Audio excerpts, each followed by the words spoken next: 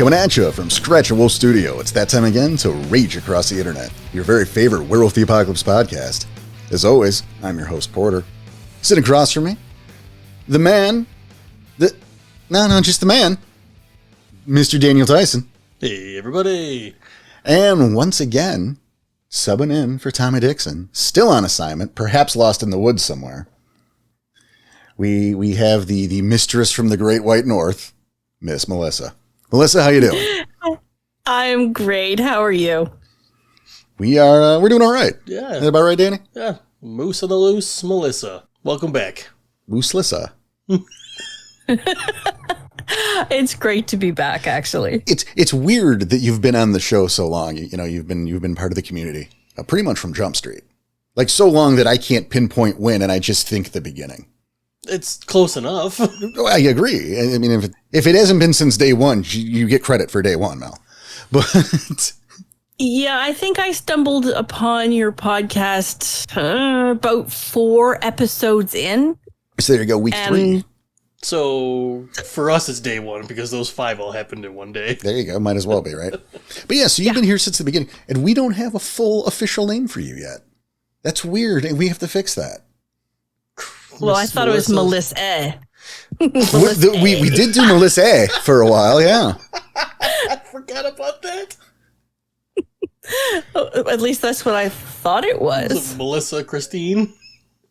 I don't know. We'll figure it out. We're still workshopping them. We clearly have put a lot of thought into this. Oh, God. Perfect. So we're gonna workshop some stuff. Maybe by the end of the episode, we'll have something. Maybe during the actual play, something will. Oh. Who knows? Probably. I think by then. Yeah. We'll figure it out. Figure out something more official. That would be amazing. Everybody's fucking Chris. That's all. Well, no, I think everyone is. Like I said, if everyone is Chris, then everyone is fucking Chris. So I guess that's true. Not what I meant. Oh, God. Christine does not mix with Melissa. No, it does not. We'd have to call you MC at that point, and then. Oh, God, no. No. I kind of like it. I think we figured it out. MC Moose. I mean, the moose, that was on you. You brought that up last time. Yeah. I mean, that was you. Yes, moose on the loose. So you're like, that's on you. I'm riffing with what you gave me. I take full responsibility for that. Oh, good to have you back. Oh, boy. It's good to be back. I love recording day. And hey, for a little context, this is both 4th of July and Canada Day weekend. It is. Yeah. We got a backlog. Just throwing it out there. No, everyone knows we have a backlog. Yeah, by now, they know we have a backlog. But I don't know when this one's getting aired. I mean, July. Close enough, I guess. It's 2 weeks. Probably, 3 weeks. Yeah. Yeah. So, yeah. Then, happy Canada Day and happy Canada Dry and 4th of July. Well done. Thank you. I made a little rhyme. Well done. Yeah, we did it. We also just got off a movie night. And you don't know it. Oh, no. So. But yes, we did. But yes, happy 4th of July. I hope you have a good and safe one. I hope your Canada Day was full of ice skating and sled dogs and hockey. It was a little warm, but yeah, it was good. We also just came off movie night. Yes. I think that's one of my favorite things we do. It was a fun time. It was a fun time. How was movie night with you, Melissa? I loved it. The women were stupid, the men were horrible, and yeah, the scripts were terrible. We're talking about movie night, not the world in general. It was That's great. something Daniel Tyson said. I always have a great time at movie night. It's well worth the money. Well, it's something that's. Well, we could spare that this time. Yeah, we'll spare it. We'll spare it. Yeah, why not? Yeah, it's fine. It's fine.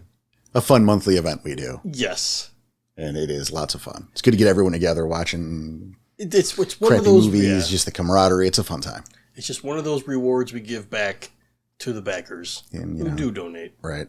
And we'll spare the shit this time. However, there is some news to bring up. Okay. As we have been talking lately about the closing of the store. So we have a date on that. Oh, we do have a date. It's time to share. Okay. You know, I am looking at my calendar, and the store is going to close at the end of the month. The end. July 31st is the last day. I might be taking it down on that day. So look at the 30th and go, if you have anything that you want to do with the store, get it in by the 30th. Okay. Yeah, we'll say the 30th. That gives us that extra That's the day. Saturday. If people do order something, that they can get that one shipped out by then at least. Yeah, I don't want to be in a situation where I have to wait for Monday and the 31st to the first, that transition to that's... Yeah, that's gonna throw us off. Yeah, because, your time zones and this shit, and, hey, look.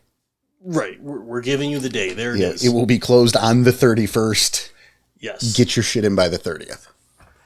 Which sucks, but... Yeah, again, we hate to do it, but I would rather close the store than, Mm-hmm. No. So... Get in on the Discord, because we do have a 10% discount code. That's true. Any Discord members, get that code. Just ask us for it, or it's in the pinned comments. Either one. Yep, either one. And, it's not to say that at some point we won't bring little promotions back here or there or something. Maybe the coffee cup. I don't know. We don't know what the future is. I just know that right now, it does not make sense to me. It doesn't feel right. So, but there that is. We said we'd let you know when there's a date. There's the date. There we go. Yep. We got it. Sucks, but. Yep. Mel, you doing anything before the store closes? I've been eyeing a couple things, and if people want to buy me things for my birthday, which is August 1st, by all means, I can give a wish list. I mean, that was brilliant. I got to give it up. That was great. You have learned well. Right? I hang around with you guys too much. Man, shameless self-promotion. Damn. Wow. Work of art, girl. Sorry. So you heard it. I love it. You want to buy Mel a birthday present? You know where to go. Just make sure it's before July 30th. That's right. You got to make sure it ships on time, so you got to get in there early. In fact, today might be the day. You getting paid on Friday? Maybe that's the time to get Mel her birthday presents. I hope it wasn't a subtle hint for us either. I might do that fucking for my birthday this year. All right, enough selfless promotions and chilling going on. Let's get a show going. You think do we have one? No, you know what I'd like to talk about? What do you got? Is I could talk a little spirits, but I want to talk a little bit little Gorgon, little kami. Okay, so more of. Well, I'm feeling the conversation vibe. Like we've been doing these last couple, especially with Mel. We've been doing these really more good at these, Mel. So keep going and butt us out whenever you can. Yeah, don't forget that. That's an important part of this. But we've been doing those more freeform episodes, and I'm into that right now. Absolutely. So that's what we're doing. So yeah, just let's float that topic out and see where we go. All right. So for those who don't know, what's a Gorgon? What's a kami? Well, the Gorgon are essentially the Fomori of the wild. Right. Where you can make the argument that the kami are kind of the Fomori of Gaia. Oh. Okay. And I don't want to talk about... the kami are Gaians Fomori. Thanks for listening to the podcast. That's what you just said. The Fomori of Gaia. So you have Gorgons. See Gorgon, like the wild. Yeah. And we know the Fomori being of the worm. Right. I don't want to lean... I mean, obviously, there's going to be parallels. Mm-hmm. But I don't want to lean too hard on that because I know I want to do a Fomori episode in the future. Because we haven't done one on them, and there's a lot. There's larger shit I'd like to get into there for certain. Yeah, we're saving that one for a little later. But, there's also drones. And again, essentially, we're talking the different Fomori of the other sides. Right. And that's what I was going to bring up. You also have drones. Yep. You know what? Go ahead, start it off, because I know you said you wanted to talk about it. You have a little thought in mind. Well, no, I think it'd be a fun topic. Oh, okay. Mel, what do you think? I really love the kami. They are really interesting, and I haven't really used them in any game that I've either run or played in. Gorgons, yes. Kami, no. So learning about the kami on this level is... I really enjoyed them. I found them far more interesting than any of the other iterations. Drones, Fomori, even the Gorgons. And I think I mentioned that to you, Porter. Well, yeah, but it wasn't on air, so it didn't count. Well, I'm telling everybody else. Well, now we know. It's half the battle. And I look to our games, because obviously Fomora, I've been there. Yeah. And Gorgons, honestly, I don't think you've used any up until our most recent games. That's true. Which still is weird to say, because recent. It was like a year and a half ago. Yeah, right. You've never used the Kami in there, have you? No, I've had ideas. There's things I have wanted to do, and there's like a limited point. It's how far do you go? Well, yeah, it's how far do I talk about now, because we're starting up again, Right. And Yeah, I get I it. can't let you goons see my maps because both of you, like, this concerns both of you now. Right. What about drones then? Aw. Drones, well, I mean, you look at the case of Nathaniel Owens, who I make the argument was, quote, partially drone, which canonically isn't a real thing, but look. Right. No, but I do love the concept of the Kami. I think that it's something that has to be used sparingly. I can imagine so, and that's probably why we don't hear about it very often. Right. It should be such a rare and special thing, and in something that the other forces, and predominantly the forces of the worm, of course the Weaver as well, and to an extent the Wild, should want to snuff out. That It's interesting to think about. That there's something that are just so rare and precious that protecting them would be paramount if, the Gyro Question are made aware of it. And then that becomes its own issue. The Gorgons. A little easier? The Gorgons are a lot easier. But actually, let's walk that. Let's hold off on that for a minute. Yeah. I think a great example, you look at the Kami and I look at someone like Sarah Connor. Like, no, I know that sounds a little absurd because what the fuck? I mean, now we got Arnold over here and, come with me if you want to live. We have a lot of younger listeners. They don't know who Sarah Connor is. Oh, I don't believe that. I'm pretty sure. I hate saying it. I do. You do. I said younger listeners. Oh, that was mean. Ouch, But I'm sorry. you I Are you didn't mean it saying that I'm way. not young? Yeah, you call Melissa old? What I are you didn't doing? mean it that way. I didn't. He just got confused by the conversion rate. How about this? Melissa, if Jade is around, go ask her who Sarah Connor is. Jade is not around. All right, well, do you think she but- would know who Sarah Connor is? Probably not. Okay. Oh, God damn it. We can leave it at that. But I don't think she's watched that movie. She may have. I don't know. That's the point here. Oh, God damn it. Oh. Okay, Danny, you win. You son of a bitch. I'm sorry. Sarah Connor Uh-huh. is the protagonist of The Terminator, which is a movie. If you haven't seen it, you can watch that, and you can watch Terminator 2 and then stop forever. Stop forever. Don't watch anymore. Don't waste your fucking time. Right? If you feel like you need more Terminator in your life, you can watch the Sarah Connor Chronicles. That was a show for 2 seasons. That was pretty good. It was unnecessary, but it was pretty good. Okay. Anything other than that, though, Is a waste. in like directly contradicts the whole message of the first 2 fucking movies. Right. Like, directly. Fuck that, I want a Cadillac. We're making part 3. That's how that went. There's a reason people say Skynet is winning. Jesus Christ. All right, But back no. to Sarah Connor. Yeah, no, we go back to Sarah Connor. Yes. And I don't mean, like dark fate, dumb fate, digital fate, whatever it was, where she's like a 90-year-old woman with a walker and a missile launcher. And I don't mean T2 Sarah Connor, where she's buff and badass. It is like the pinnacle of just fucking awesome. I mean T1, beginning of the movie, Sarah Connor with the 8-year-old who throws the scoop of ice cream in her apron. Oh. Okay. All right. We're talking about the woman with a destiny far greater than she has any idea, and she is just living her life. Okay. This is making a little bit more sense, and I apologize for throwing you way off here. Yeah, that's fine. It's good for the show, maybe. It's that person with that greater destiny. This is And not yet aware of it. right. Or even maybe somewhere in the transition where you have this Kami that's aware of the fact that they are special, but unaware of the greater implications. And don't know what to do about it. Sure. Maybe Gaia has seen fit to grant this woman amazing healing powers.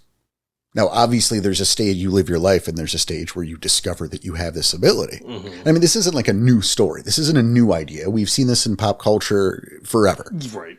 But, be that as it may, look, there's only so many ideas to go around, and there's the reason that some of these, the classics of the classics, there's a reason, Mm-hmm. But, and also the game isn't about that character. The plot line might be, but again, the game is about your group, the whatever pack of Garu that's sitting there, But the idea of this woman, we'll call her Sarah. Fuck it. Who cares? Why not? You name her in honor of, right? There you go, Linda Hamilton. We salute you. But Linda Hamilton was the actress who played the character of Sarah Connor. That's for you, buddy. You're welcome. It's okay, Mel. You can laugh. I keep just hiding it. I don't know if I can. See?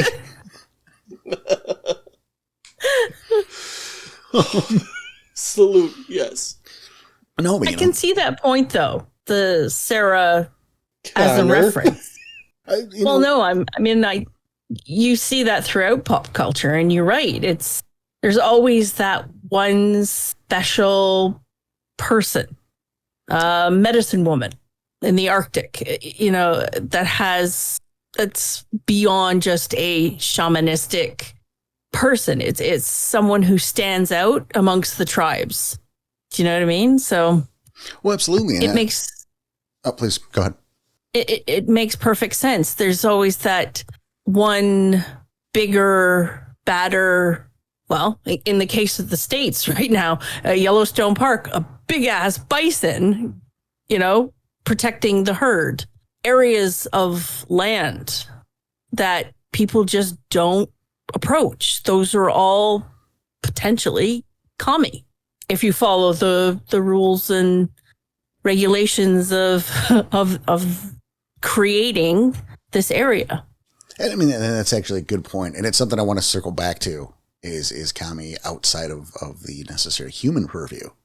So that bison example. Yeah. I think there's something to play with there too. And that's 100% worth discussing. I do want to shift us back to the human bit for a bit though, because that's easier. Mm-hmm. We can all relate to that shit a lot. Yeah. And I want to stick with Sarah Connor. Like is our kind of example, right? Because you figure, right? Let's say, she has some sort of healing powers or ability to speak to animals, or she can purify something with a touch. Or whatever the fucking power might be. It doesn't matter. But however she was gifted by Gaia, right? This is someone who's just living their life until they come into their powers and they discover it. So you have that waitress era Sarah Connor. We'll do it like that, right? Sure. Where she's, just down on her luck, and this is someone that's got to be protected because, someone's going through the phone book killing people with her name. A phone book is... It was yellow. It was also known as the Yellow Pages. Yellow Pages. Yes, and because the pages were yellow. That was for businesses more. But it's a book that contained people's names and phone numbers, so you could look them up and speak to them. Special gift for you backers. Dan starts to read the phone book because none of you want to give your goddamn feedback. Yeah, that's fucked up. We've been referencing the phone book a lot lately.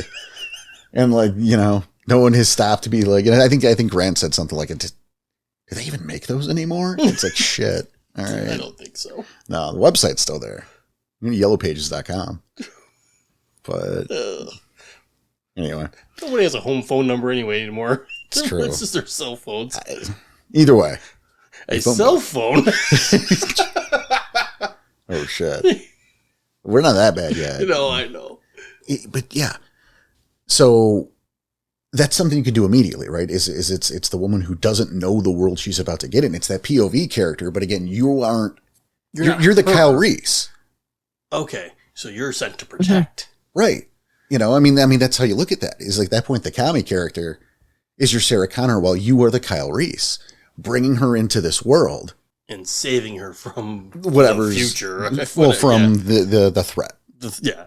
and future threats at that point. But you have that starter era, where you were explaining to her, the situation that it's not unlike picking up cubs.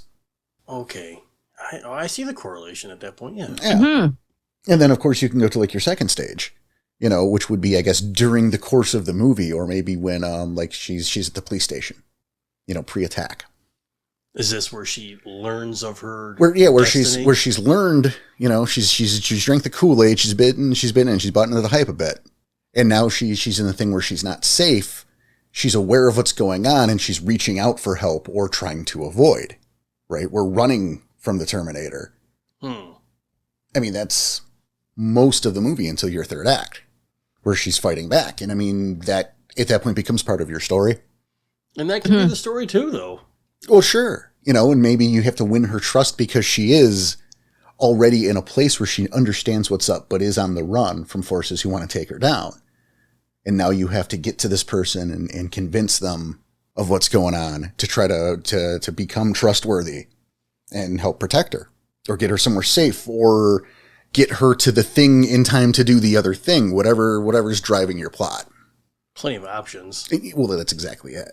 And then you can go the T2 Sarah Connor kind of route, where she's already been in this shit for a while, and maybe she's into something that she's in over her head and isn't aware of it, where she has to team up with Edward Furlong and Arnold Schwarzenegger. Being representative of the pack. Right. And Edward Furlong. You should just have him in there. Yeah, why not? Yeah. Mm-hmm. Just what else are you supposed to do with him? All right, it's T2 or Pet Sematary 2, man. That's about all that kid ever did. So give him a little love, put him in your game. Right, Mel? He might be Canadian. Absolutely. We don't know. I don't think he is. We don't know. There's no way to tell. Whether it is, but No, there's no way. He is. I don't even think he has an IMDb. I mean, he's that insignificant, sure. Oh, that's so mean.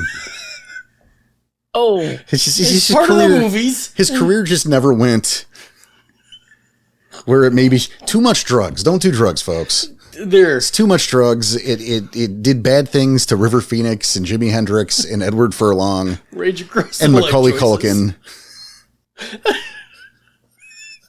And Keith Richards and Eddie Van Well, Halen. Keith Richards Needs those to survive. Yeah, that's that's like a pro drug message. You'll live forever. Just do enough heroin and you can be Keith Richards. yeah, he's American and he did not age well. Just saying. No, he's like 300 years old. I think he's aged superbly. He should be dust.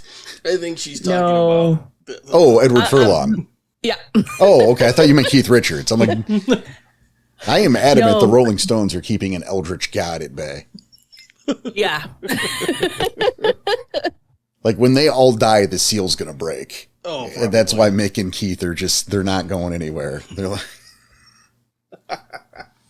not on my watch, Cthulhu. That's the worst impression. Holy shit. That was fantastic. That's the end bit now, right? Probably. It's staying in no matter what. I love those end bits. Oh, God. That's what she said? Yeah, if you don't know, if you haven't been, you should listen to the end of the theme. These last handful. I can't. I get why people don't, because why would you think to, unless you didn't? Oh. But, yeah. Stride had no clue. Yeah, if you haven't been, just let it play to the end. Just play to the end, like the last, what, it's like a little 15 treat. episodes? Yeah, there's like a little treat at the end of some of these later episodes. Yeah. The first time I heard it, I thought it was an error. And it was just as funny, wasn't it? Yes. When I heard it the second time, I'm like, wait, maybe it's not. Yeah, this is what we do now. Yep. Surprise. So stay to the end of that soundtrack. Listen for that nice surprise. More shameless plugs. We're just living our lives here. It's fine.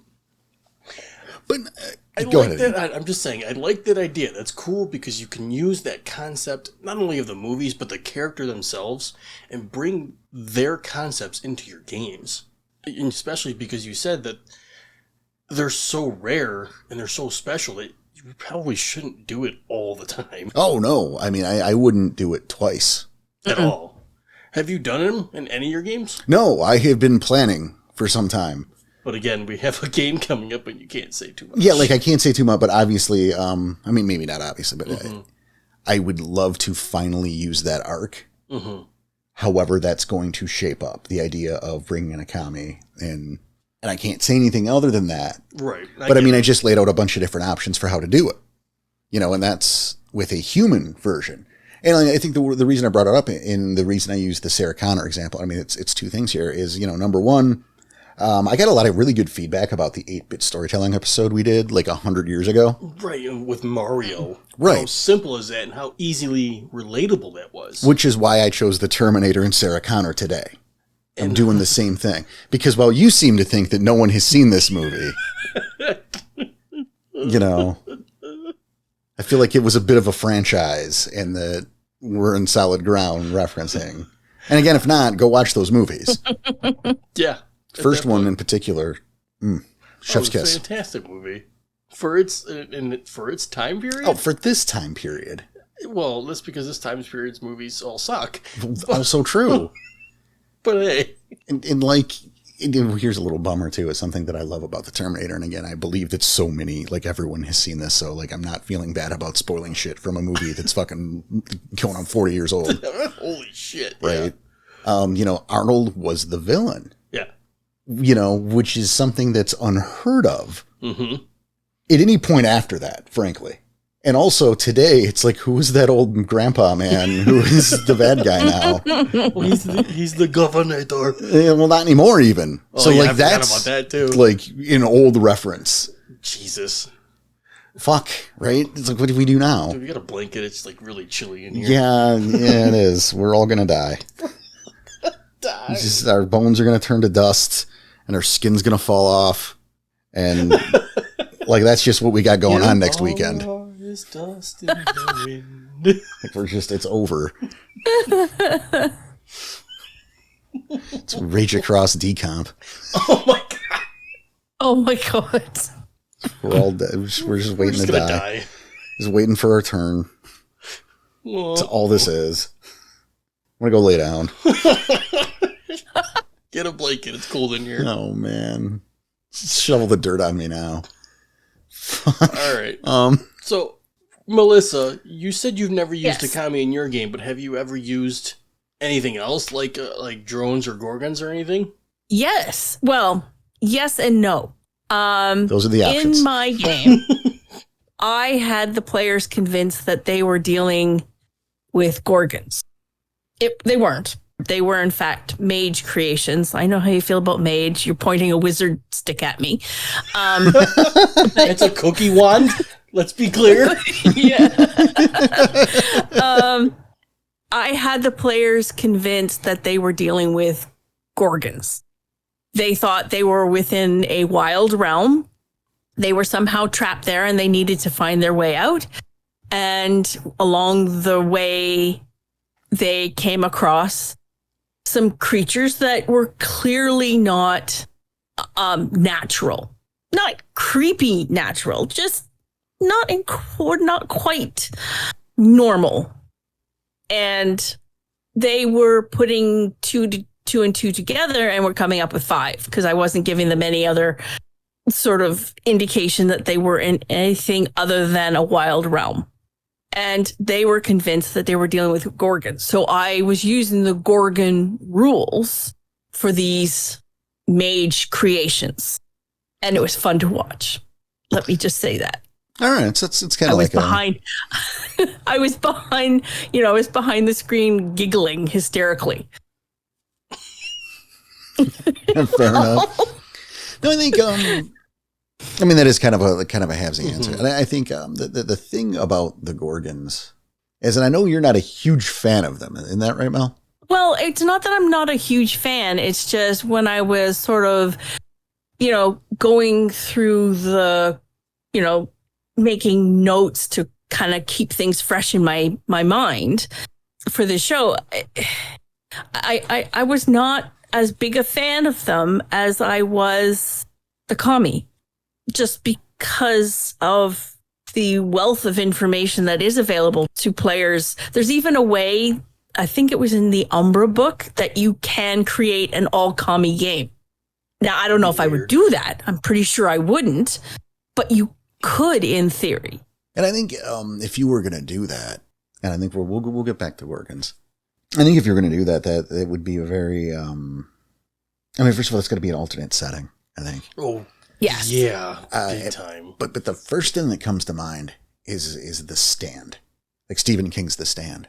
Mm-hmm. You know, that end, you know, I'm trying to talk about this without... No, here's the thing. I've never actually read the book or seen it. No one can read the book. It's impossible.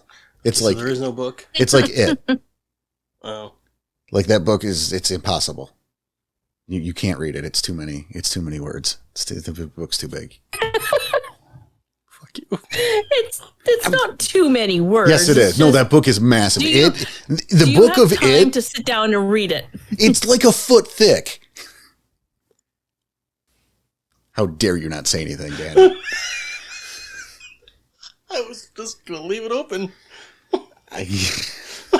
Yikes.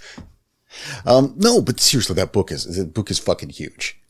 Yeah. It is like a foot thick. It's impossible to read. No one will ever do it. We're having fun here, but again, this Stand is much like that. It's a huge, but you know, there was the old 90s miniseries, and then Paramount Plus, not sponsored, just, they also did, they did a remake of it. Okay. Which I just watched recently.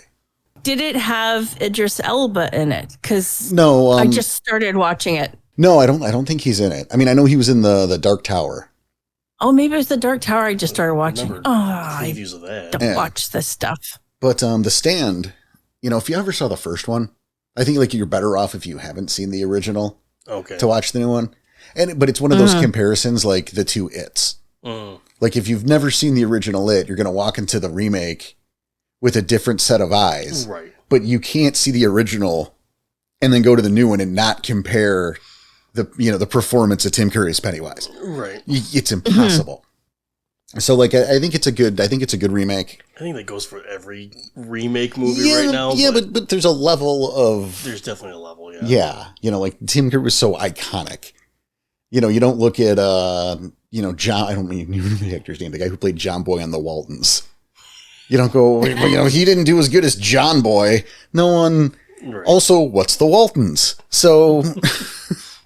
I know of that. Right. But I don't know. Yeah, I never watched it. I know of it. Exactly.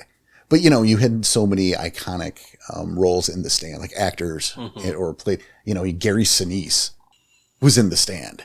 And like the role's played by James Marsden now, and he does a great job. But it's not. But like, yeah, you got to put them next to each other and go, oh, but which, like, this is clearly a better script. This is clearly, there's a better budget. The cinematography's better, but it's not Lieutenant Dan.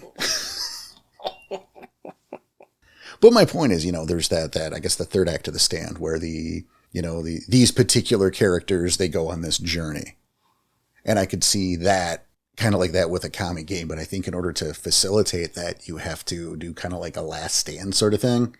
Last Stand, I see what he did. But like, why do you need 4 kami getting together to do this thing in a world where Gaia still has other defenses left? I feel like that should be like an alternate or last line sort of thing.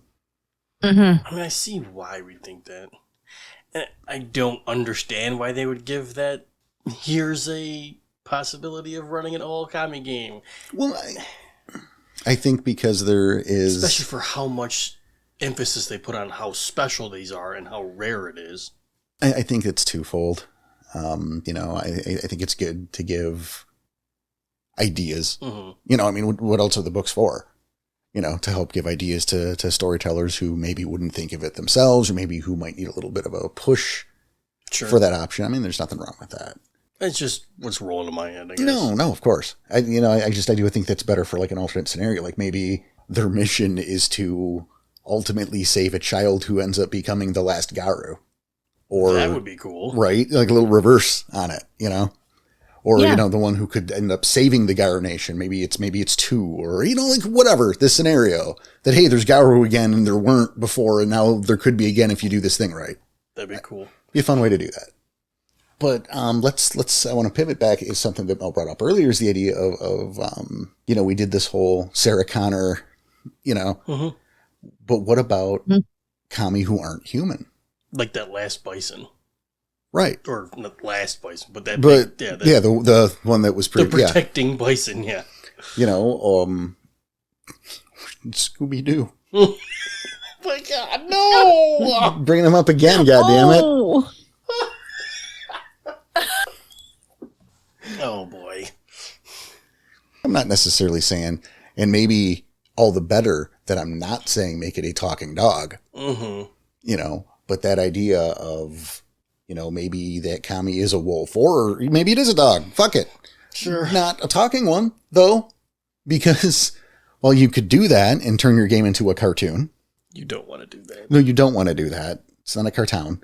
But what if... Wow. Yeah. You don't want to do that. Right. But it's the idea of being able to try to communicate with this creature who you can't communicate with, but who was given a special purpose by Gaia. Okay. I see. In fact, fuck the dog. It's a spider monkey now. Because if it's a dog, you could go, well, a dog is close to a wolf, and we can kind of communicate with our wolven kinfolk. It's not. So change it so it's. Change it so it's completely fucking foreign. It's a parrot. It's a parrot kami. It's something that you're going to have a hard time communicating with. That's the point. Yeah. Actually, a parrot would be a lot of fun.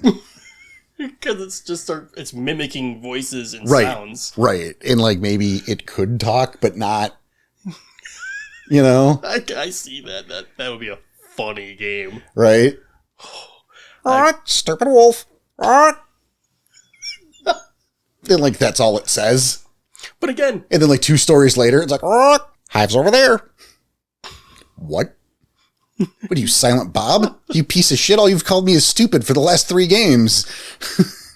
I don't know. But again, they mimic sounds. Right, but maybe it can do more because it's a kami. I mean, I'm not the boss of this. No, that's exactly what I was thinking. But it's a fun misdirect, right? Yeah. Oh, I like this. Well, it's my understanding that animal commies at least have some way to communicate. So either, as you said, a talking dog, or some way to communicate at least with supernaturals. Well, I think to go back to the talking dog for a second, because again, this is going to be aside from the parrot, which is fun. This is easy. I think the dog is easier, more relatable. I would argue that communication, more akin to Lassie, Mel. Yes. Oh, yeah, absolutely. It doesn't necessarily, the book doesn't necessarily indicate how it communicates. Exactly. It just has the ability. There is an awareness that the dog might have that a normal dog doesn't have. Oh, absolutely. And I'm all for that. I'm talking literally, we shouldn't literally have it be, a talking dog. Right. Scooby-Doo, yeah. Right. Because again, we make our jokes, but then again, we go back to Toontown on that. And we don't want to do that. Or Scrappy-Doo. That would just be no. What is it with us bringing up Scooby-Doo? Every time you come on the show, we talk about Scooby-Doo a little bit. I'm not mad about it. I'm just observing. I don't know. I brought up Scrappy, so. You did? Scooby. It's the natural progression, I guess. Apparently. Or degression. All I know is I can't find my glasses. Nice. Thank you. I actually wear glasses. That's for everyone out there. It's probably why I can't find them, honestly. I've got the perfect plan. It's going to fail every time. How about that? But I like that idea. I mean, the idea of the parrot, for instance, or a blue jay that repeats phrases that maybe it learned from a TV show type thing. Right, could be used poignantly. TV commercial. Yes. Yeah, I like that too. I like that idea. I like that idea a lot. But see, I also like that more Lassie idea to where, again, because as you point out, they can communicate, but that doesn't mean they're good at it. Well, even directly. So you look at Lassie, who Lassie was. Oh my God. Lassie was a television show once upon a time. featuring a border collie. It was a border collie, right? I'm pretty sure. Yes. Who would save a young boy named Timmy from wells and landslides and various other things. All the goddamn time because Timmy's a moron. That was just the plot of the show. Timmy was just cursed. And Lassie would run home and be like, and bark, and they'd be like, "What is it, girl? What? Timmy's shoelaces got caught in the fucking railroad tracks again?" You know what? Screw it, honey. Let's make a new one. That never happened. They'd go rescue him. But just make a new Timmy. Honestly. He's not worth the trouble anymore. But that idea to where like the commie at this point, this animal commie wants to communicate a thing, has a purpose it wants to serve, and maybe is aware, and I would say is aware of that for the purposes of this conversation, but is having trouble communicating what it needs to do. So he's trying to communicate. He just hasn't figured a way to do it yet. Well, again, the dog can't speak English. Lassie would like bark and like pull on you a bit, and we got to go here. And they'd be like, "What the fuck do you want, Lassie?" Oh, and they'd figure it out because it was stupid TV, right? Like it was ridiculous. But you know, it's like when you bring a new dog home, you know, who maybe had a previous owner. You know, so this is a used dog, and you know, so it has its tells, it has its methods. It knows how to tell its previous owner that it's time for it to go outside. But you don't know what those tells are because you've known this dog for an hour and a half. Gotcha. Okay. This makes a little bit more sense. You know, so you do it like that. You know, the animal wants to communicate, but you guys don't have the same code book right now. So it's doing its level best. You just haven't fucking figured it out yet. That could be the story, too, is you just figuring it out. And that can be a continual thing. That would be cool to do. I can see that. Right? And then of course, if you want your movie version, because why not? This is fun to do, right? Sure. You look at your buddy cop, but the cop is the buddies at dog movies.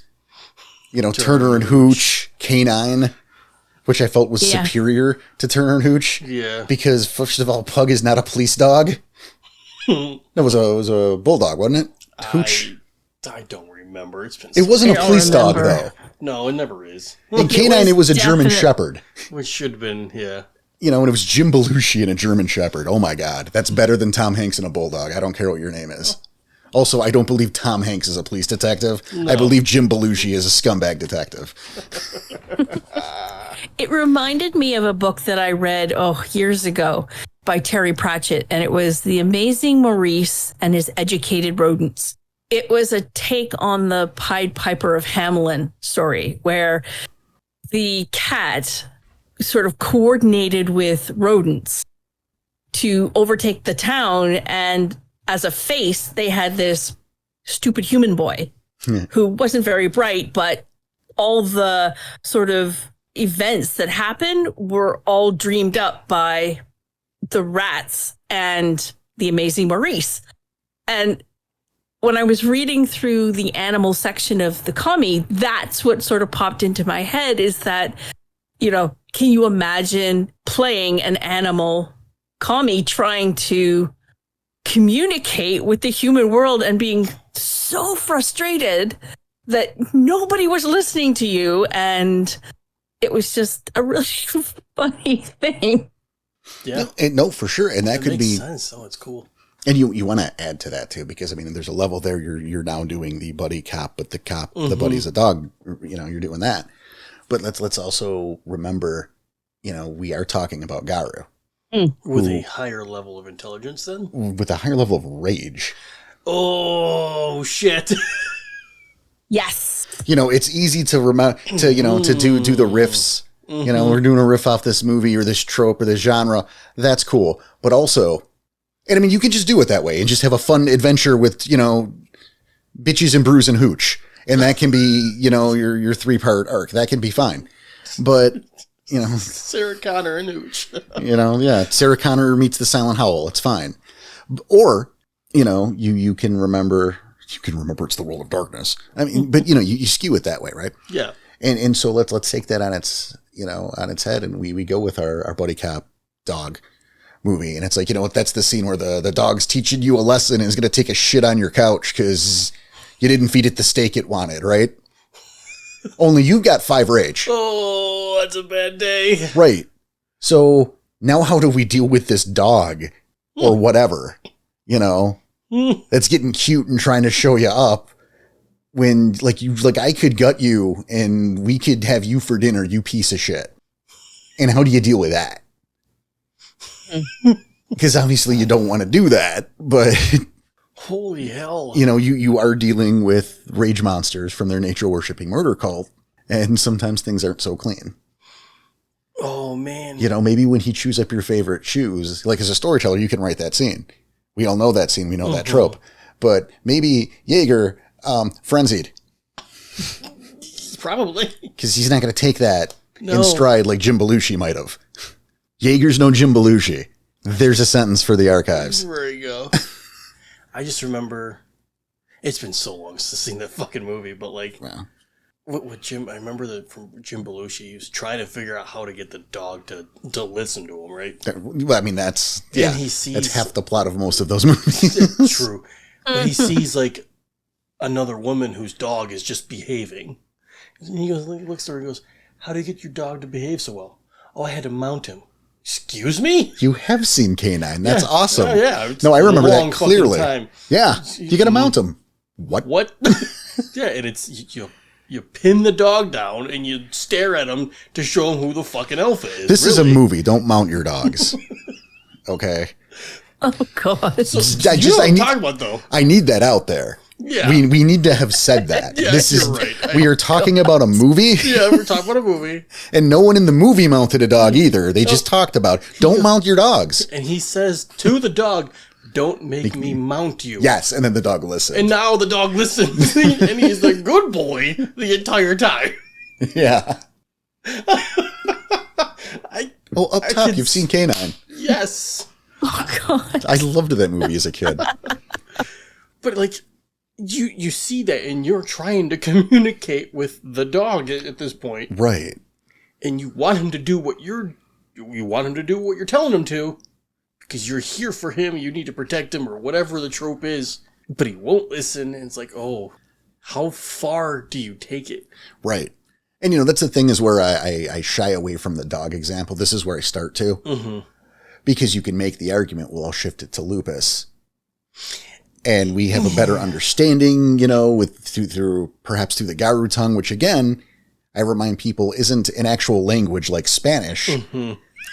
Yeah, you know, it's not like you do a French, Spanish, Garu. Which one do I want to take in high school? You know, it's more a series of body language and postures and movements and sometimes clicks and whistles. I don't know what, but you know, it's a mixture of things. It's not just a set language. We just translate it to because it's confusing and we can't understand it. And it's right.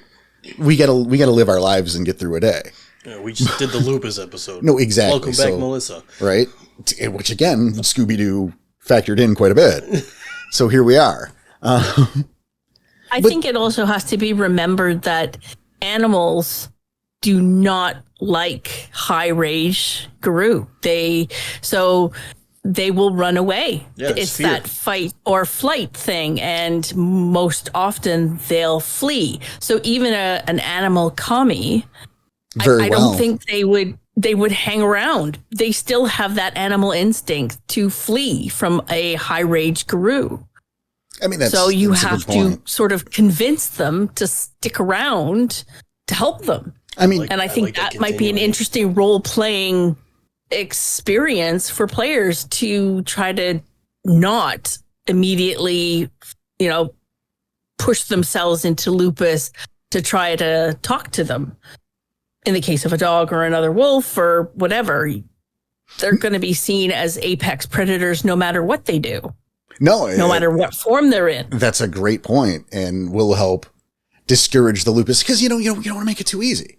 Yeah. You know, I mean, what's the point of this? Mm-hmm. If the solution is just, I can go to lupus and go, hey, buddy. Hey, Bert. Hey, Bert, what's your problem? Hey, Ernie. We're going to save you, Bert. Right? Well, now that's too easy. And like, why are we bothering with this, with this story? Right. There should be some pushback, some adversity. This should be part of it. It's way too simple otherwise. That said, that reminded what you were talking about is what I was suddenly reminded of Cowboy Bebop. Episode 2, Stray Dog Strut, where they meet Ein. Oh my. Huh. Just suddenly, that came to mind. where you had Hakeem who was chasing it, and Ein's like, fuck off, I'm not going with you. And like, so the two of them are running. Should you get the fucking dog? The dog's just running. Like I don't want to be fucking caught. Right? I ain't part of this shit. That just instantly made me think of it, and not knowing he's part of a bigger picture, plan, whatever the case but you know is. what? I think Ein from Cowboy Bebop is a great example because Ein was... Not the movie. Go fuck yourself. No, you mean the live action thing. Yeah, that's because the movie's shit. Great. Oh, there is a movie. I forgot there was Knocking on Heaven's Door. That's okay. That I have to watch. Oh, you don't have a DVD player right now, do you? No, I don't. Fuck, I was going to say I'd send you home with it. Anyway. Besides the point, Yeah. Yeah, not the live action. Don't ever watch that. But, Ein's a great example because, again, Ein does have that intelligence too, which you could easily give to, you don't have to, but you could easily give to a kami. Yeah. I mean, for crying out loud, the kami could be a cat. Like you hear those stories about those cats in the retirement homes who like, they jump on the cancer patient. Everyone's like, the cat sits on your lap. You're dying of cancer in a week or whatever. You've heard those stories. Yes. Maybe that's that cat, only that cat can cure it. Oh shit. Right. But then like, look how disconnected you are from all of that and how disconnected the cat is. The cat doesn't need a higher intelligence to do that. Maybe it just happens. Or maybe the cat does have a higher intelligence and who the fuck knows? You can't tell. It could go either way. You can make that decision no matter what and it plays out differently. But, now we're talking about a situation where you have a pack of, let's say, 3 to 5 Garu who are trying to wrangle a goddamn cat out of a nursing home. Holy shit, the rage. Oh my God. The rage, the smell. Everything about that is Six Nightmares. Oh, yeah. Yeah. Also, as a storyteller.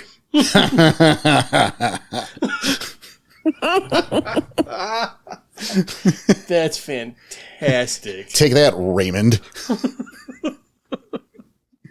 I don't know. I don't know anyone named Ray. I was going to say, who's Raymond? He's going to come up a lot, though. I don't know who he is, but fuck him. Now we know. Ain't that right, Mel? Fuck Ray? Are you talking about... We don't know who we're talking about. Yeah, I think today's on the podcast. No, we don't know who Ray is. We don't know Ray. Fuck him. I'm going to say no. Just because I'm Canadian.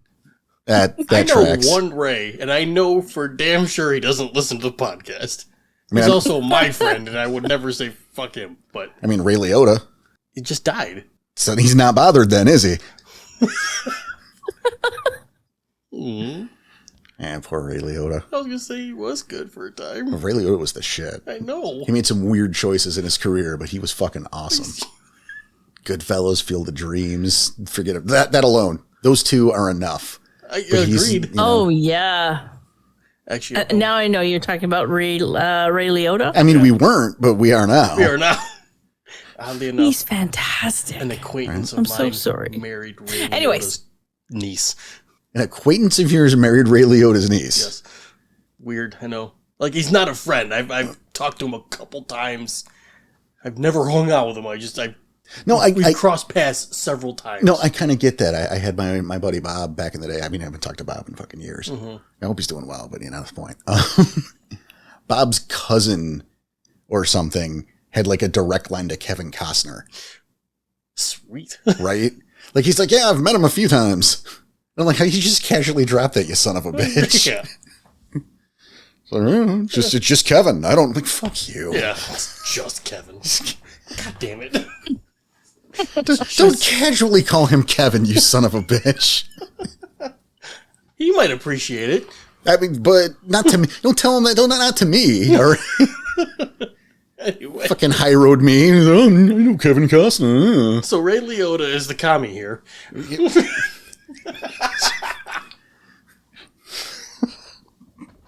No, so Ray Liotta and Kevin Costner are wrangling a cat at the old folks' home. Right. Yes. Sweet. This is something. This is the show. But speaking of Kevin Costner, though, if you guys have not seen Yellowstone, watch that shit. It's on the list. I got to get through. Fucking old grizzled Kevin Costner. Oh, yeah. I might like better than I like old grizzled Clint Eastwood. And Whoa. I love old grizzled Clint Eastwood. So bold statements, sir. Like anything anything Clint Eastwood has done after $1 Million Baby, like from there on, it's my favorite Clint Eastwood. He's just like 90, like versions. He's like, oh, fuck you. Pills. And that's just that's him. All the time. Yeah. And I love it. It's so you have equal Kevin Costner in Yellowstone, just does not give a fuck. He's like, oh, I'm just fucking, this Field of Dreams, I built it, and fuck you now, and I'm the main character, bitch. Yes. You've made up for Waterworld. Maybe he was the commie. Maybe he was the commie. He's got special powers. I think making up for Waterworld is a special power at that point. Oh my God. How the hell did this happen? I love this format. I hope people enjoy it. I love this so much. This is more fun for me. I love being able to go on these tangents and not feel bad. Jesus. Sometimes forget what we're talking about. Fucking Ray Liotta and Kevin Costner. Clint Eastwood. He's part of the pack now, too. Oh, wow. That's a hell of a pack. That is a hell of a pack. Holy shit. I actually would have cast all of those in live action Werewolf easily. His elders. Oh, in a fucking heartbeat. Holy hell. So those are your elders. I mean, I would do it. Who would be which auspice? Oh, Jesus. Clint Eastwood would be our Ahram, easily. Okay. I think he's got the maximum cantankerous. Okay. All right. Now, what do you think? What about Costner and Liotta? We got to auspice them up now. I think Liotta would be a Galliard. Yeah. Okay.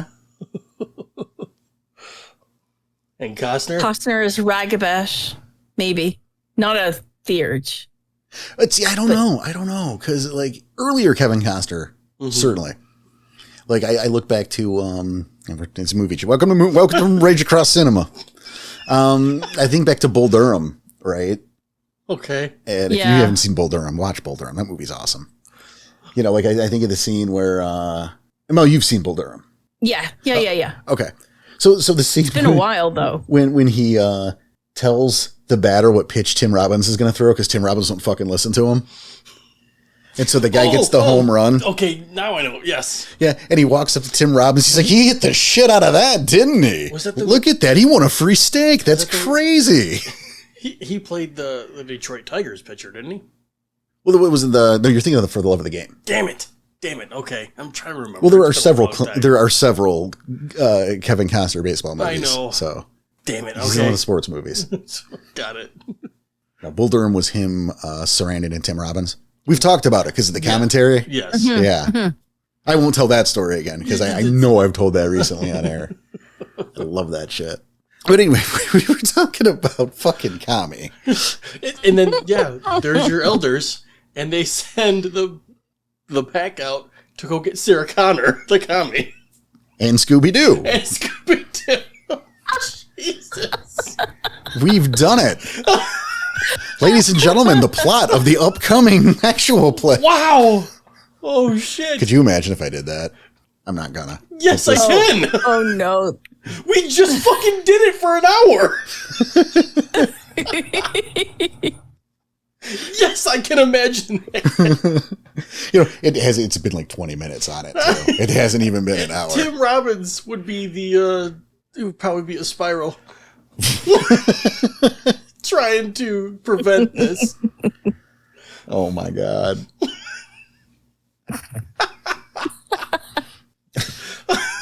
All right, let's get back on track. Yeah, right. So that's the Kami, you know. And I think, you know, again, having them be that rare and special to have them serve a particular purpose. And I think if you're going to use them in the game, make sure that purpose, like it matters in the long haul. And I don't mean like a greater implication, like, you know, I cured global warming because you saved this 8-year-old Chinese kid who was caught in a well, I guess. Thanks, Lassie. Yeah, I'm pulling from everywhere now. I got it. There was a cat that told you where he was. Look, just, you know, you saved. Just go with it. Yeah, whatever. Like, you know, you saved this 8-year-old kid, and, you know, he doesn't cure global warming. That's not what I mean. But if you're going to put them in the game, there needs to be some sort of repercussion for good or ill, based on whether you can save the kid or you fail to save the kid. And, even if it doesn't come up right away, it's a disservice to the overall arc, to your story, to your players.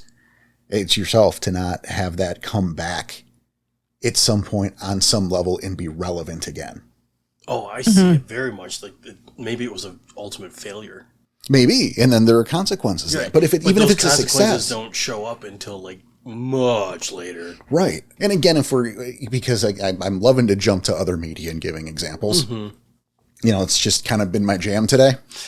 I mean, I do it in general, but I look to Supernatural, which, for good or ill, was very popular and ran for 15 years. Okay. Depending on what year it was. I have opinions on that, but that's not why we're here. Mm-hmm. But there was the character Kevin Tran. I was thinking that exactly, yeah. Who was the prophet or right, whatever. The prophet, he comes in back later in the series in a very relevant, role. But again, that was several years in between them, and that's important. Right. It was the consequences, good or bad. Right. So if you have someone who, has the ability to heal or can speak, whatever it is, know what it is, have that in mind, obviously, first, and how that's going to affect things in the long term. Because again, the idea with these kami is they are giving a purpose. They have a role to fill. That's why Gaia did it. Right. Right. So know what that is. I've talked, and it's been a long time since I talked about not writing green vials. It's been a little while. In fact, maybe I should. You're writing a green vial. I think you can give a quick version. Yeah, I can give a quick version of this. It was something that was introduced in an X-Men comic. Was the idea? It was one of these what they call baseball episodes where it's just character building. Gambit and Rogue went on a date. It goes poorly. Whatever. Gambit's going home alone. Here comes a villain from the shadows. Says blah blah blah, alluding to our hidden past. Here's a vial of green liquid. It's going to come in handy. See you later. Like 5 years later, nothing had happened. Yeah, maybe more. And the writer, who is no longer the writer, but at the time was the writer, was doing an interview, and somebody asked, "Hey, what is this? What was the deal with the green vial?" And the answer was, "Oh, yeah, no, it just seemed like it was cool." Don't write a green vial. That's writing something just because you think you don't know what you wrote. Don't do no green vials. If you're going to write something, know what you're doing with it, where it's going, and what its purpose is. So if you're making that kami, what's its powers and what is its role? What was Gaia's plan? Have it ready to go. Yeah. Even if it's not going to be relevant for a while. Even if you don't think it'll ever be relevant again. Maybe you planned on this kid dying and they didn't. Doesn't matter. But you have that plan in mind. Because if you don't, you've written this group, you don't know where you're going. You can't continue it. You can't, there's no real end to that arc because you just didn't fucking think about it. Which again is a disservice to everyone around. You want to make sure that however things break down with this character, this kami, be it, the parrot or the cat or the Chinese kid or Sarah Connor or Bill Murray, who is in this now. That there isn't. With John Travolta. Look at that. We are building a cast. Was it Michael? Speaking of heals people? plans. Yes. Okay, I'm throwing this out to both of you for your thoughts. I have my own. Are Guru, in their original form, kami? The very first Guru, are they kami? No. They came from Gaia. They had progenitors. They are part spirit. They have a role. Are they kami? No, it's still no. I see. I mean, I'm with you. I see why she would think that, but I think. Well, I think it's the third thing right. here. It's the aspect, the human wolf spirit, and they already have their purpose. In the fact that they have the ability, they have their shape shifting. We're gonna leave the pact, the gifts out of this because that came later with the pact with the spirits, so not part of it. But no, I think they were something different. I mean, obviously, And if you're going to do that with the first Garu, then that's also true with all of the first Farah. And now my head hurts. If everything's special, nothing's special. Because I found this sort of question in one of the little side boxes of Possessed. And it did raise the question, are the original Guru Kami? And are Guru Kami still? They're not. Is the take on it, is that we're too far from our original progenitor, be it Stag, be it Fenrir, be it Pegasus. But perhaps the original Guru are. We're just too far away, because if you look at some of the Kami powers, some of the abilities are Gaian powers, like shape-changing, unlimited shape-changing. The only thing that Kamis don't have are rage. So just throwing that out there. I mean, I see the thought process behind it. No, I mean, I just thought it was an interesting little thing. No, I agree. I'm glad you brought it up. No is my answer ultimately, but that doesn't change. That's an opinion. It is a fun thought experiment to branch from that, though. And, as I want to do, if you've been around here. Thanks for listening to the podcast. Yeah, right.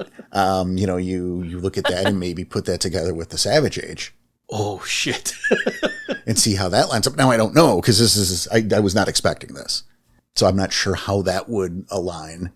But I think that's a fun thing to do because, again, of the potential of the Savage Age. And, we talk about it, but it comes up a lot, Yeah. Not only the potential for that, and for that hidden knowledge shit that, I love so fucking much. But, they came up with a lot of really cool pre-nation races. Mm-hmm. And not just Garu, but you look at the Farah they created. I think they're pretty fucking cool. Yeah, they're pretty badass. I don't love all of them, but I don't have to. I think a lot of them are really badass. Mm-hmm. And, bottom line, that it's a way you can explore that and play with that you can't do in modern day. I mean, we're a little bit off to the side here, but oh my God, us on a tangent. What? That's unheard of. No, we don't do that shit. Right. But you look at, Werewolf 5, what we know about Werewolf 5 and how we're losing a bunch of shit. Mm-hmm. It's like the closer we get. And if you follow that narrative, that the apocalypse and the end is looming, where we're just going to say that and continue for that. I haven't, I don't know. That's fine. Yep. But, you're not getting more. It's not going to be, we lost the Fenner for reasons that make a lot of sense, I promise. And instead we're getting 4 more tribes. That's not going to happen. No, they can't do it that way. No, it's counterintuitive to all of the things. Right. So we're only going to lose shit. Where Savage Age is like, here's a bunch of new interesting shit. And you can't do that modern day. So we go back. That's why I've said the future werewolf is in the past, because there's room for more back then. Mm-hmm. There can only be less as we continue on. Just my little aside there. So, looking at the idea of Kami, is something, is Garu as Kami, or the idea of something that came first, perhaps, or maybe even in between, somewhere you could just wedge that in. That's interesting. And I see the in between there. Yeah. I would wonder that, that might be food for thought for the future of how you could maybe finagle that and do something really cool with it. Damn. Good tangent there. Yeah, sorry. There it is. I like the idea though. That was a good one, Mel. Thank you. Like I said, me personally, I see it. I can see why there would be that thought process of the original being Kami, but they're still Garu. At least this is my head here. Mm-hmm. They're still Garu. Garu have their purpose in life. They're to do what they're going to do. That's why they're not Kami. And again, my opinion. Sure. Yeah. But when I think when we dissect it further, I'm branching off what you're talking about here, is, I think, number one, the fact that Garu can breed and make more Garu. And we're talking about the fair in general. Mm-hmm. Obviously, it doesn't have to be, but this is what we're doing. Right. Eliminates the whole Kami thing in the first place, because if you can mass produce them, that's not really how Kami work, and it makes them less special, which I think is important too, that Yeah, they I stay agree. special. 100% agree with that. Also, I would look at the Kami is more, I don't want to say special forces because they are not built for combat. Okay. Gaia has shit for combat. Right. Gaia's got a whole zoo of stuff, of shifters that could fuck things up for her. But Kami each one has a specialized purpose. So I look at like a specialist like that. Yes. Even if one might be built specifically for combat, and I think in that case it might be to kill a specific thing. Might be the better use if you're going to go that way. And how specific do you get? Oh, I would get very specific. I would get your son tough to kill John Connor. Nice circle back there. Isn't that nice? Holy shit, yeah. I wasn't even, that just was in my heart. That was I didn't awesome, plan that. How could I? Have you followed this show? He wrote that down 3 hours ago? Yeah, right. Oh my God. Like, this might as well be a wild episode the way we have structured it. Speaking of, let's talk about Gorgons now. Yeah, let's go back to Gorgons. You know, I like, something I love about the Gorgons is the ties to the wild. I mean, obviously, but how they're not your friends. They're not your friends, and you have a capacity here to do some weird shit. Mm-hmm. But you also risk getting a little too wacky. Yeah, and that fine line, how close do you get? Right? Like, and I am going to flub names because this is where we are right now. It's fine. But the little, the rocks, like the little rocks with the little wings and the mouths that we're going to flying boulders at you and eat you. It's like Rock Pac-Man. Oh, just think of a bunch of Pokemon. Is that Rorg's children? Is it? They might be. I used those in my game. They were so much fun. See, there you go. Like, that's a lot of fun. Absolutely. They tried to eat my players. Was that what we had in our game? I don't want to say too much about it because it is postmortem stuff. Oh God, it's 2 years from now. I know, but like, is it what they is? I don't remember. That's how long it's been since that fucking game. Okay, but you at least know what I know I'm what you're about. Yeah. Yeah, that's an awkward thing. We should just bring up some shit we're not going to. Bugs. What? I use the light bugs in my game, and I use Rorg's children in my game, and they were literally, varying sizes with mouths. See, that's awesome. I love it. Or how about the river, the sentient river that would kill people? Use that one too. That's fun as hell, and I think that's super cool. Yeah, because that could be like to the outside world. Oh, like yeah. Urban myth kind of thing. It's the haunted woods. Yeah. That's the ghost of Elizabeth Smye. I don't know who that is. Yeah, we just made that name. Yeah. Sorry if your name is Elizabeth Smye. I hope you're not a ghost. If you are, boo, get out. I was going to say, please write in. That's just how you say hello in Ghost. Oh, boo, get out. Yeah. I studied. It's mostly variations of those words. Right. Just different inflection. Boo. Get out. Get out. Yeah. See, you got it. Yeah, no, that was... I didn't know you were like, you're 3/4 ghostish, right? Ghostish. Yeah. Yeah, something like that. What the fuck? I don't know. I like that idea, though. I like how you can... The urban myths, become something else. Like, yeah, everyone's like, oh, that's the ghost of Elizabeth Smye who died in here years ago, but really it's just that Gorgon who looks like a tree who just eats fucking campers. Oh shit. What do you got? Oh my God. Oh my God, the fucking smile on your face right now. I just turned it into like a little nursery rhyme song that the kids in the neighborhood would sing. Elizabeth Smye, she'd kill to be dry. Oh my God. Right? You develop this. No, for real. No, you develop this whole thing to where like her and her boyfriend and like the parents didn't approve of their love. So they meet in the woods every night to be together. And then one day she slipped on some rocks and fell into the river and drowned. And so her vengeful spirit has ever since come and haunted, the kids in the woods who are alone because she's angry that they got a chance to live and meet their whatever. Right? Sure. So Elizabeth Smye, she'd kill to be dry. And it's like what they say at the playground, you know, when they're taunting other kids. You see how I just built that shit? That was fun as hell.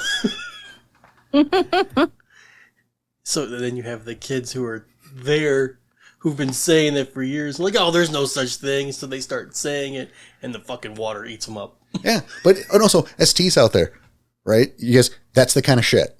That's the kind of shit you want to build and put into your world.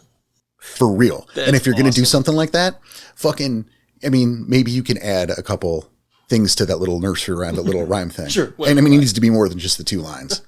But I just came up with it. What do you want from me? But like, fucking foreshadow that. You know, you're taking your pack down to like the hardware store or whatever, goddamn it, right? And like, there's kids on the swing sets, and you can work that. That's one of the things that you hear while they're playing when you walk by. Something to add more, just more color to the world. Holy shit, yeah. Sorry, I'm off that soapbox now. But no, the Gorgons give you, you know, the opportunity to get fun and wacky, right? Like Rourke's Kids, and just picture those old Jerry's Kids flyers with the little kid, and like it's a little rock face, and there's Rourke next to it with his hand. You're like, donate money. My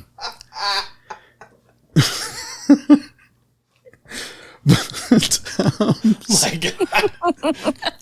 Roar's Kids. It's amazing. But like, you know, it's stuff like that, or the goat where it's a little sillier and you can do some wackier shit, which can be a lot of fun. But also, again, like the river, where you can do something, it's you obfuscated a bit there, but something dark and mean, because again, the wild is not your friend. And the fun thing about the wild is you have all this wiggle room to kind of do whatever. Yeah, well, I mean, the wild, right? Right. You know, we talk about it. Actually, I bring up the goat. Is that the one that could never be caught? There's the cow and the goat. Okay, I didn't remember. Neither one can be caught or killed, but the goat is aggressive, where the cow is passive. Okay, that's what it was. I couldn't remember which was which. But, you know, this actually brings it around. I don't know what to do with this. Okay. And I'm not even sure I'm supposed to talk about it. Uh-oh. I don't know where you're going. Yeah, I know you don't. So I'm going to do a little Dance? pause Okay. in case we have to cut it. Got it. I'll ask Grant later. So, you know, there was, I don't know, 6 months ago, 8 months ago, whatever it was, we ran a contest. It's well over now, but it was a Savage Age contest. You know, we hooked up with Grant, you know, our buddy over at Weaponized Inc., you know, and, you know, people, you know, submitted the different characters or whatever. You know, this is an old contest, whatever. It's known. But the thing is I, one of the prizes. You wrote a character. Yes. Was, you know, some NPCs that would be given, and I was asked to write one. And the character I wrote, and I'm not going to go into that character himself, but he was an agent of the wild, which became an agent of the wild when originally he was combating the forces of the wild. And in that, killed a Gorgon that would have been the precursor to the goat. Oh. So what happens when you do the impossible? And this is why I'm bringing this up. You know, because you're not supposed to be able to hurt the goat. Character you wrote. Yeah, I know we talked about it. Is the idea is he killed, you know, the whatever it was called, the goat. I don't. And he drank some of its blood. Well, you know, you bite a thing, you're going to get some blood in your mouth. Welcome to the world. And it changed him. It gave him visions of like the future. It kind of drove him mad. Okay. You know, I mean, also seeing visions of the future. You know, you're caveman and there's a jumbo jet. Yeah. Fucking what? Yeah, you're gonna go mad. Even if it's completely coherent, you're still a crazy person to everyone you tell that to. Gotcha.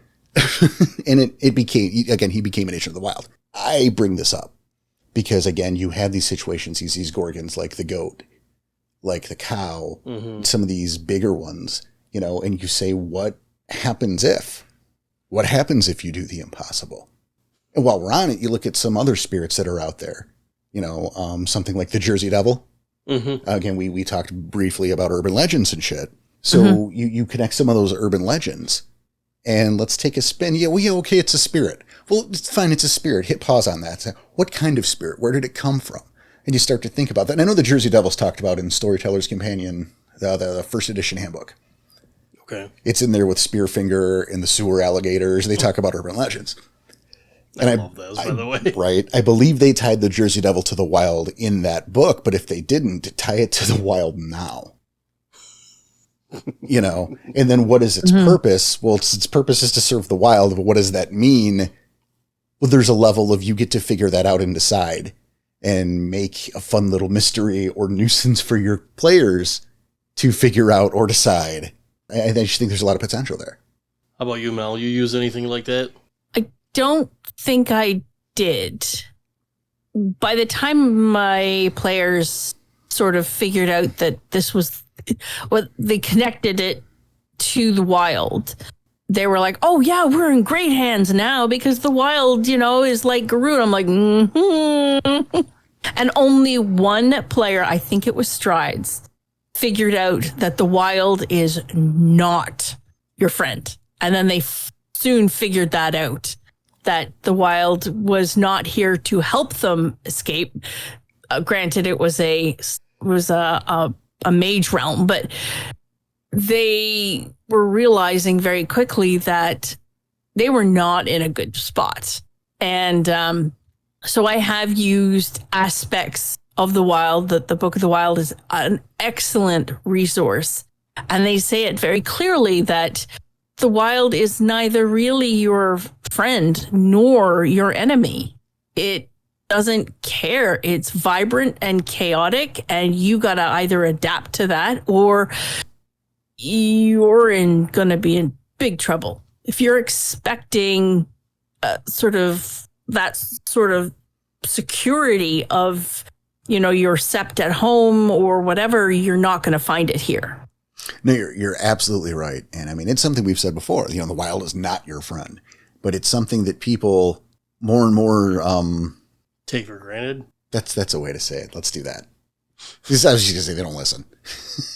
They forget. They don't, but we're defending the wild, right? Because it's the weak one. Mm-hmm. Not because we're friends, because it's going to lose in like a third of creation is going to get fucked off, and we can't have that. That's why.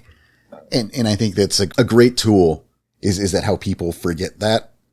It can be so helpful to set things up. Oh, let them bite it in the ass. Yeah, let exactly. Them bite it in the ass. And again, you can do, it's wacky and random and crazy. You can do that. Mm-hmm. And that's okay a bit. But I think it's much more fun to throw a little bit of that as a misdirect. And then again, like with the river, that just fucking eats folk. Mm-hmm. Like sacrifices and, you're going to die bashed on the rocks of this fucking stream and it's going to make me stronger. Ha. That to me, that can be fucking frightening when you get something like the cow, which is like a wacky thing. And I think there's room for both, but I think lean into that fucking darkness. The same way that, people forget sometimes when you talk about Gaia. And you're either picturing the Captain Planet voiced by Whoopi Goldberg lady, right? Who's all hugs and love, or like you picture. But let's not forget that nature is a brutal goddamn place. Oh yeah, Mm-hmm. Like watch a documentary on any sort of animal and watch how shitty and violent they are, because that's nature. Nature is shitty and violent and will destroy you. Even the shit you think is innocent. Like a cow, for example. It's like, oh no, cows they just eat grass and sit around all day. No, they will eat meat. They just aren't hunters. You can watch videos of them like fucking eating chickens. They just reach down and clomp, that's mine now. That belongs to me. Is that your kid? Don't give a shit. I want some meat. Nature is a brutal fucking vindictive asshole. It is, yeah. That can be good to lean into sometimes. Oh man, that's rough. Right? Yeah. The too bad you're fucked. This is the thing you're fighting to save, too. So, ungrateful, also. Very ungrateful. Now, I can say this because I ran my players through it, and they were not happy with me at the end, but they basically were sent down because they sent down to South America, where not quite the battlegrounds of the rainforest, but pretty darn close. And they were sent down to investigate some missing packs. And obviously the sept was really small, so 2 missing packs was, a big deal. Yeah. Yeah. So they went down and they went traipsing through the jungle. And what had happened was a group of cultists who were kinfolk had reactivated the jungle. The jungle was of the wild, and they had sort of woken it up and said basically nobody was doing anything to stop what was happening. So they found sort of like these books and traditions of like pre-Octana Garou, and had basically woken up the jungle. But what had happened was they woken up something much bigger than they were expecting. So they got turned into sort of gorgons. And again, it was not a terrifying experience for them. It was not malicious or mean, but it wasn't the wild used them to its use. No, And that brings back the point that unlike the kami, gorgons are possessed. The wild possesses you. You don't really have a say in what happens. It's not like, hey, do you mind if I? Right. It's like you are going to be the instrument of my wrath. And that's what happened to these kinfolks that awakened the jungle. And well, I love the idea of that, of like they did such a great job with it. But yeah, it was an experience for them, and they were like, I cannot believe you did that. I'm like, yeah, the idea of like the jungle coming alive and taking back to its own agenda, and in that the agenda of the wild. Mm-hmm. So again, that mixed pack that's, hey, we did this and we helped this happen, are not exempt from the wrath of the wild here. No, they're not. Those vines are going to strangle you too, bitch. You better run or undo what you just did and fight back. Unpleasant, but there it is. And that's some great shit. It's a little bit like the movie The Happening, but not terrible.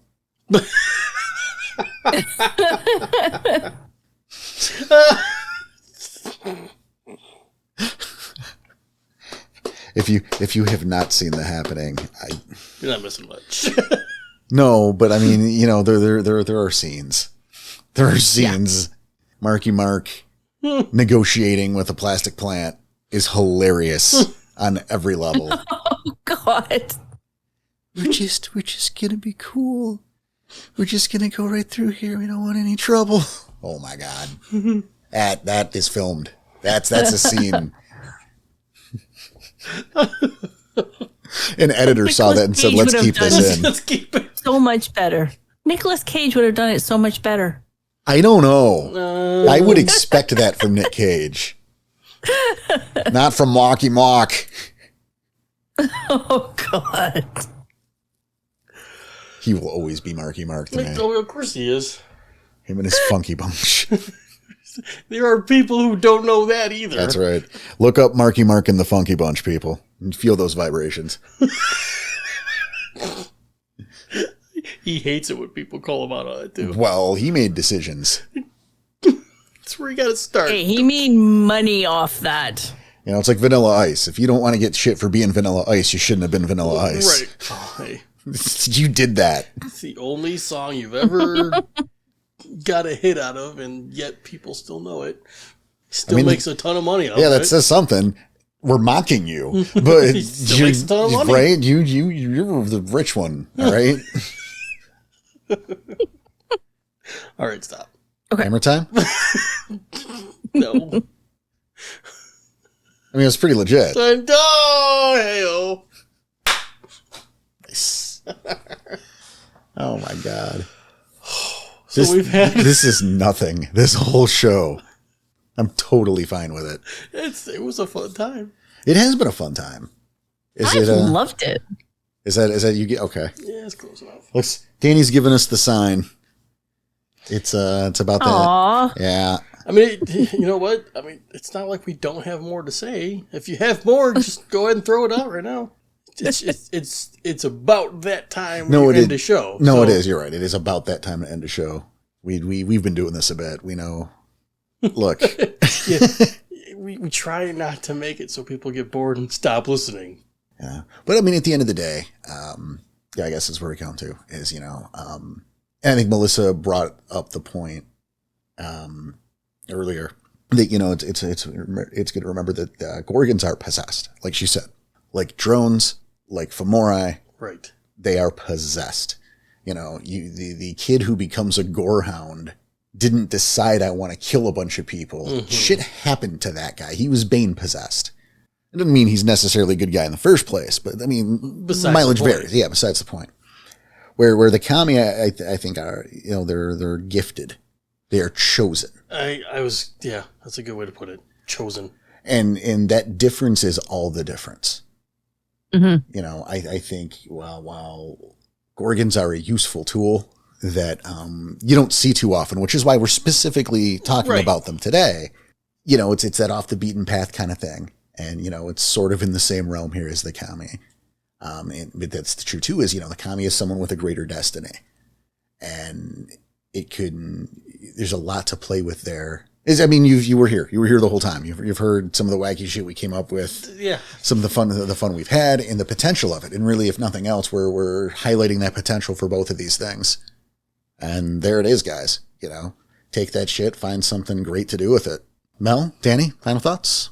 There's a quote in the book that really stood out for me that was really, I don't know, it just really sat well with me. And it was talking about the animated land that Gaia had basically blessed the land. And it says that everything that lives in such a place is part of the kami. Every animal, every plant, every drop of water, every stone is awake, alive, and aware, and will act as one to defend it from interlopers. And that just, I don't know, it just made me realize how important some of these things that we sort of have in the game all come back to this. I don't know. Sounds right. Fine. I don't know. Me personally, I think we've had our fun today. Mm-hmm. But like, as fun as it was, as funny as it got, those are all solid ideas, and we use the pop culture and we use these movie references you can easily take for games and storytelling.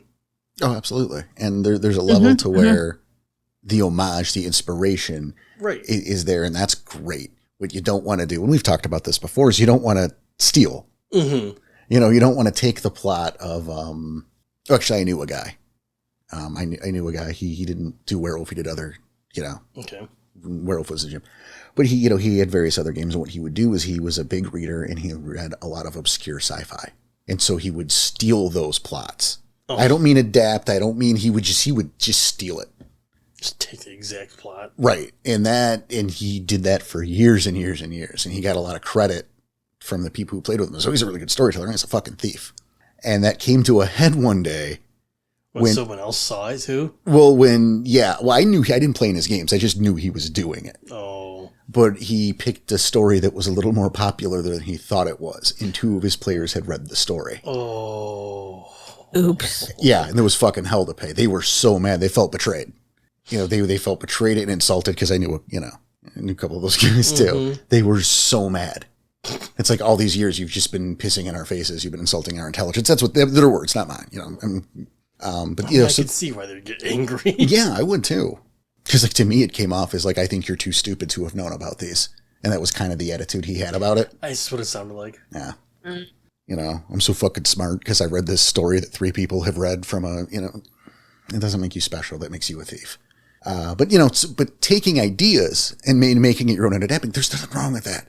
And again, we talked about some of these, it's easier to relate to when we tie it to pop culture, I think, especially with newer players or newer storytellers who are having trouble wrapping their head around making the shit. It makes it easier. I think that's a good thing ultimately. Well, yeah, we did it with Mario. It was exactly easy to do. And again, I heard a lot of compliments on how that helped. So I want to keep linking stuff like that to help, make things easier. But again, you can take those ideas and run with it and make something new. I mean, the fact that we talk about the buddy cop, but the cop is a dog genre, that is a genre. Right. It's not a whole entire plot by itself. Right. Like that's not one movie. There are several. I mean, there's several canines for fuck's sake. Right. But they're out there, in culture, and it's okay to borrow from them. There's a reason they're tropes. There's a reason there's a series about them. It's all right. Agreed. Just don't take Lethal Weapon. I'm too old for this shit. Ain't we all? And I think on that note, it's always it's been a pleasure doing this show for you guys. We'll see you next week for a little something different. Tom will be back in studio too, I promise. But in the meantime, on behalf of myself, Daniel Tyson, and our dear friend Melissa, we want to thank you so much for listening. Make sure you take care of yourselves, take care of each other, keep your claw sharp, your head in the swivel. We'll see you.